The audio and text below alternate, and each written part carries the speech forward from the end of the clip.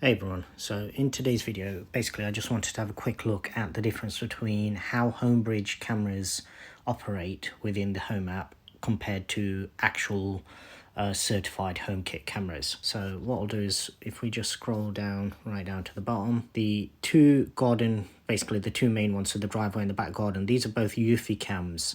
Eufy Cam 2s. So this is the 365 days cameras, battery powered, so they can be mounted outdoors. I believe they're IP66 or IP65, can't remember exactly.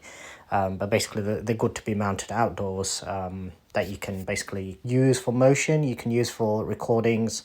But obviously being a battery powered one, they will suffer from battery life dying out on you if you're using them in a certain way. So if we take a look at the front drive camera first, and basically the reason it takes a little while initially to load up is these cameras ordinarily are in standby mode, and what they do is they have a built-in motion sensor, a separate motion sensor to the actual camera itself.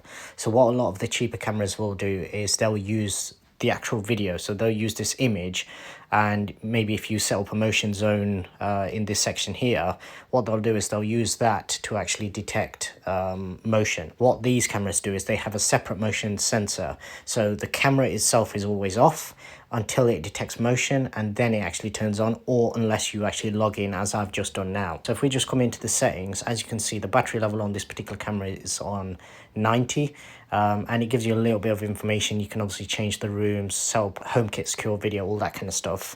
Obviously if you've watched some of my recent videos, you'll have seen on iOS 14 they actually give you a lot more motion zones, face tracking, all the rest of it. But in terms of functionality, in terms of how they actually operate, as you can see, I can click onto it, click out of it, and now this in the bottom right is basically a screenshot. So what that'll do is I can't remember the exact number, I think it's normally, yeah, so it's about every 10 seconds it will just take a new screenshot and try and basically just keep that updated.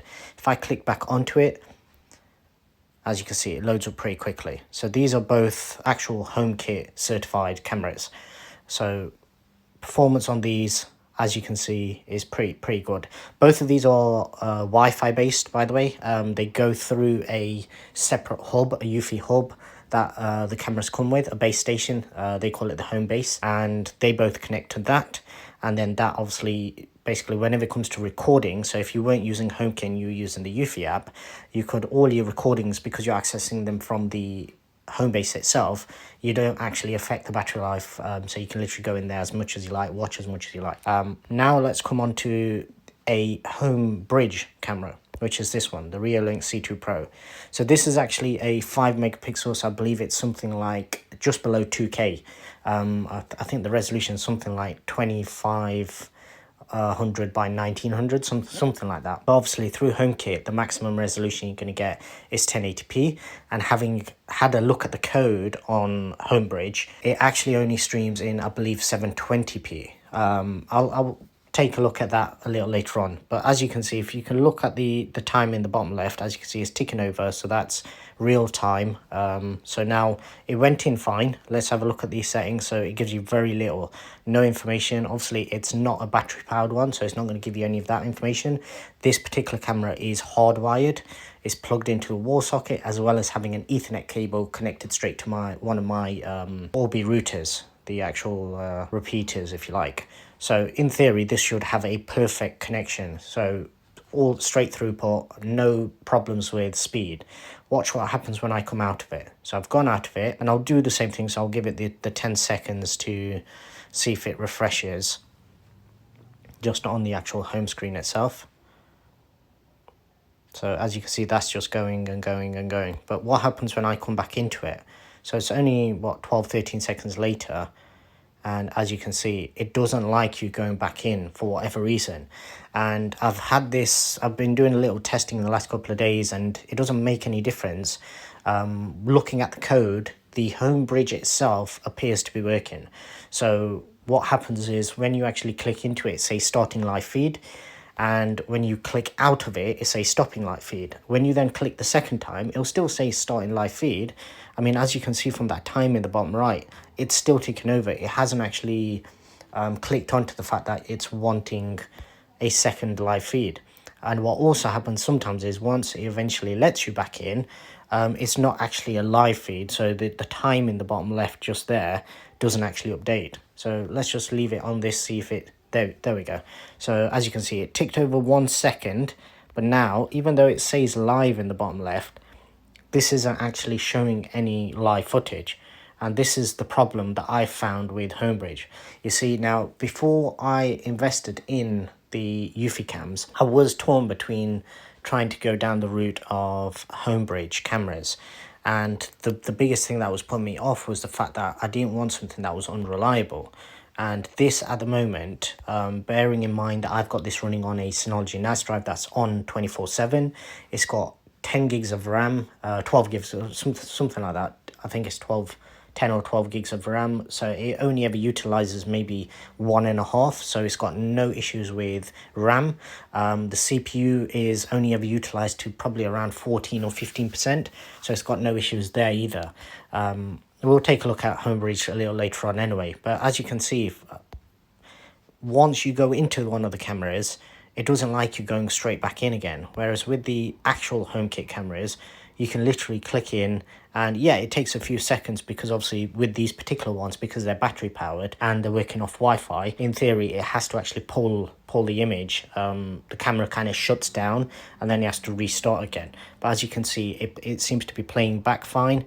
If I just zoom into the time in the top right, as you can see, the seconds are actually ticking over. I did do a little test yesterday comparing iOS 13 and 14, and in that what I did notice was it doesn't seem to like you having the same feed open on multiple devices. I don't know whether that was just something between iOS 13 and 14, whether that's something that Apple have actually introduced in order to try and preserve the battery life on these kind of battery powered cameras as they're becoming more popular. But it's not a major issue. It only actually occurs once you actually click on both of them at the same time.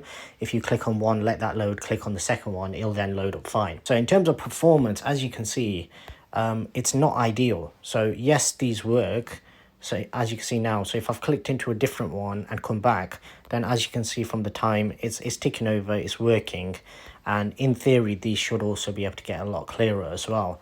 But it's one of those things where if it's something that you're willing to put up with, then Homebridge route is a viable option, because this Reolink is basically, I believe retail price is probably around £90 or £100. This is C2 Pro. So it's a camera that's got optical zoom, as well as having a 5 megapixel sensor. So if you actually go and look at HomeKit cameras, you're not going to find anything like that for less than a couple of £100 at least. So in terms of price for performance, it is a very good package. However, obviously with it being an internal camera, and with me not being able to mount anything on the exterior of my house, essentially, I mean, even with the Reolink, I've basically mounted it to the plastic fascias that you actually have below your windowsill. So essentially it is the windowsill on the outside, but because the camera and the mount are so light, the two self-tapping screws that go through it, and it's basically, I tested it holds it fine, and it doesn't seem to be doing any damage to the actual windowsill itself. But with the Reolink and other cameras like that, say for example, even if you was to use a PoE camera, so power over Ethernet, what would happen is you'd have to have a hole go through your wall, and that's something that's not possible for me. So a little bit out of necessity because of the exterior of my property, but also because I didn't actually want wires, because with the way my house is set up, unless I'm ripping up floors and redoing wiring, it's too much of a big job. Whereas I wanted something that I can literally just install, and if need be, I can then rip it down and take it somewhere else and set it up at a different property. Whereas if you're going down the route of wires, then obviously that's a much bigger job. So in terms of functionality, yes, it does work. You can get it to work, and I have actually duplicated this particular stream.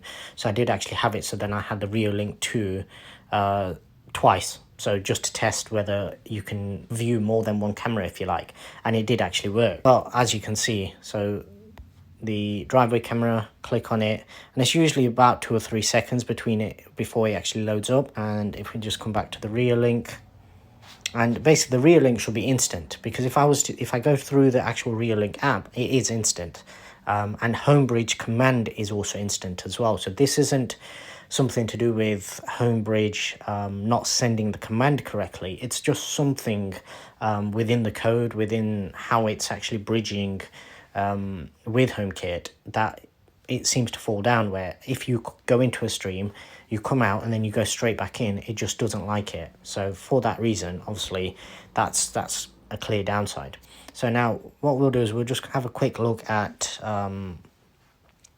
Homebridge. So obviously I'm using the Hoob system through my Synology NAS, and this is essentially what you get. So it doesn't really display as well on the phone screen, but as you can see there, the 480 by 720 480 by 270 is the actual screen grab image. That's basically your thumbnail that's constantly updating, and then your video stream, as you can see just there, is only 720p, but thankfully it is at least at 25 frames per second. But I think this may well be the issue. So it's only 299 kilobytes or kilobits per second, which isn't very high, hence why the quality is also not very high either. Now, coming into the actual plugins, so this little jigsaw at the bottom shows you which plugins I actually have installed. I have actually done a separate video on Hoobs itself, so if you haven't seen that, go check that out, and it does explain why I've actually gone with the Hoobs system this time around, as opposed to the normal updated Homebridge, seeing as I'm running off the Synology NAS. So I do have a few installed, but if we just come into the, take a look at the actual camera one, and I'll scroll down.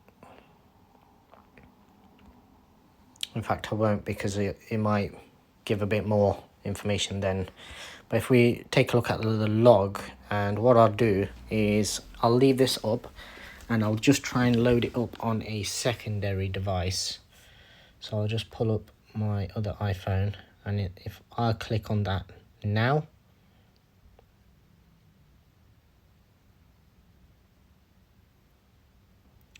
there you go. So the video stream has just come through now. So if I stop that, the video stream is stopped, and then if I click on it again now,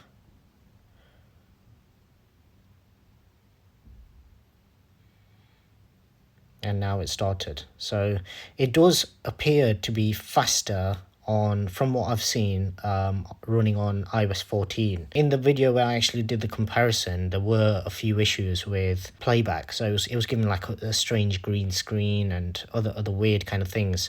But in terms of actual playback, it did seem better on iOS 14 version. That time it basically didn't work. I've stopped it, I've just started it again, and still nothing. Even though there it says starting video stream, there it's just popped up now, so maybe about 2 or 3 seconds after. So this possibly could be something down to the actual settings itself. Could be one of the timers. Let's just have a look at the configuration. Stay logged in without activity, so it's not that. If we take a look at the actual code itself, there doesn't seem to be any. So this is the actual source code, and it doesn't give me any sort of timeout or anything like that, similar to the PS4 Waker one, which basically gives you a timeout. So that's not something that you can set manually. So it doesn't look like there's anything on the Homebridge side that's actually delaying it in terms of the actual code itself. But obviously, as you can see, it's not instant. So comparing actual HomeKit devices, which obviously they're still going through a bridge, so potentially the bridge could still glitch out. You could still have problems in terms of loading them up. And obviously these ones, with them being battery powered, you'd expect that maybe two seconds delay. Whereas with the Reolink, there should be no delay, literally from the point I click into this. So if I just show you the actual Reolink app, so there it's loading live stream, and they're instant. And you can see from the time it's ticking over. So I'll close the feed, click it again, and it is instant. I'll do it once more, and there you go. So the camera itself doesn't have any issues. The camera itself, and as you can see from the bitrate, it's massively higher compared to what you're actually getting in HomeKit. However, the whole thing with HomeKit is I literally just want it so then everything is accessible. All of these devices, I mean, even the cameras themselves, the Eufy ones, there's a lot more functionality through the Eufy app. However, with all of my devices, I want everything available in one place. So I still want to be able to view them, say from my TV or something like that. And the main reason for me actually setting all these up and going down the HomeKit route is eventually I want it set up in such a way, and I think they've kind of integrated this into tvOS 14 anyway, where as soon as somebody comes onto my property, it'll give me a notification through some of the sensors, which is actually, I'll show you which one it is. So it's this one. So it's outside. So this is an Aqara sensor that I've actually got mounted outside.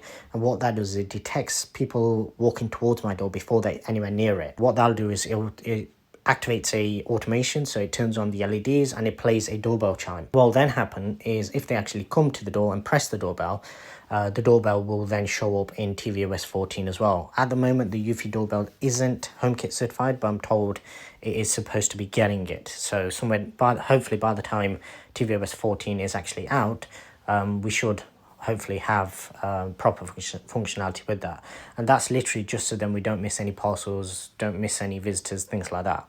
So for anybody out there that was basically wondering about this, and obviously with the Reolink, it's not as though I'm using just a generic cheap kind of brand. Reolink is one of the best when it comes to quality and having the functionality of having a wired connection. So basically your throughput is much faster, your quality is a lot higher. If I just load this up, and let's just say, for example, load it, zoom into the LG logo just there. And then what I'll do is I'll come across into the Reolink itself, and we'll try and, I don't know if you can zoom. Yeah, you can. So as you can see, in fact, you can zoom a lot further on this as well. And the other thing is, obviously with this camera having optical zoom, you could actually zoom into this even further and have it actually appear even clearer than that. But as you can see, we've come back across. I didn't actually click out of this, but because it's stopped, it's not then letting you back in. And I think possibly what it could be is some of the things need to cycle through, but the command is still sent through straight away. So HomeKit, the Homebridge command is still sent through instantly. So in theory, that should just come straight through. There shouldn't be a case of it's waiting for Homebridge or your phone or anything to send a command for it to then respond and then pull the signal. So it's just one of the downsides of having Homebridge as opposed to actual HomeKit devices, and it's not always the case. So there are some instances, for example with these LED lights, which these are a lot faster. These are the ones that I'm running through the Magic Home. So I'll show you which ones these are. These are basically this one. So it's the Magic Home platform. And basically these are a lot faster than anything that I have.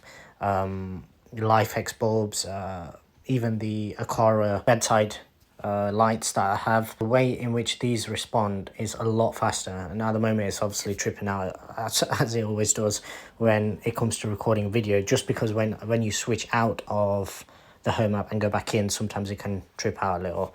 But that's more to do with the actual internet signal and where you're actually located. But yeah, these ones literally instant in terms of how they're turning on and off, whereas a lot of the times with certain certified devices, they can still react a lot slower. So if I just test the lamp and I do both of them, well, it's not letting me do them at the same time, but yeah, they're both responding about the same sort of time. But the lamp is an actual HomeKit certified product, whereas the bed's LEDs and all the LEDs are basically running through Homebridge. So it's not a case of Homebridge is always slower. A lot of the times you'll find that Homebridge can actually run faster because basically it's not running on the same network, especially with any Zigbee devices. Anything Zigbee based generally tends to run quite well. But obviously this is something for you to bear in mind if you were looking at a potential Homebridge setup. If you already have cameras that work with Homebridge, I would recommend to try that out first. But obviously if you don't have anything, then I wouldn't recommend buying cameras that are Homebridge based, so something that you're going to run through Homebridge rather than something that is actually HomeKit certified, because basically further down the line the Homebridge kit is going to just run better, and on the newer firmwares it's probably going to give you more options. As you can see from these, I mean, when I click on these, it gives you options for HomeKit secure video and all the rest of it, whereas despite this being a wide camera, doesn't give you any of those. So it literally just recognizes it as a camera, and it recognizes as the bridge. Possibly down the line, maybe if the code is actually updated in Homebridge, that functionality might be portable, but at this moment in time it's not. So yeah, so this was the quick look at the comparison between the two different types.